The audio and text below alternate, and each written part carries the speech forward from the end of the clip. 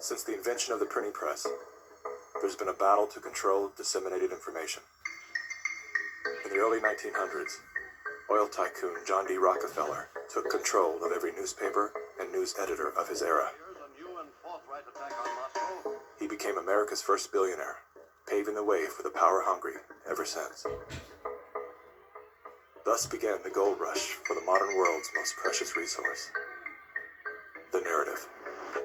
Do you have any people being paid by the CIA who are contributing to a major circulation American journal?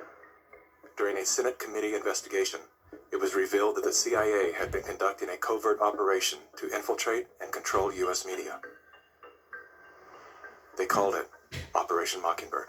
We do have people who submit pieces to American journals. Do you have any people paid by the CIA who are working for television networks? This, I think, gets into the kind of details, Mr. Chairman, that I'd like to get into in executive session. Over 3,000 CIA contracted and trained operatives were placed in key positions within top media outlets. Posing as editors and journalists, these well-paid actors never dared to question the effect of their lives on the world beyond their cozy studio. How often does the CIA manipulate the media in this way? It goes beyond your wildest imagination. Setting up student organizations so they could draw radical students in. 5,000 university professors co-opted to help the CIA manipulate people's minds. Journalists in the U.S., including big-name journalists, co-opted to function routinely to help the CIA put out stories and biases to the world.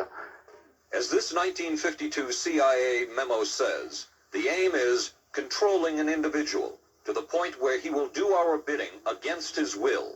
It's a great brainwashing process to change the perception of reality of every American to such an extent no one is able to come to sensible conclusions in the interest of defending themselves, their families, their community, and their country.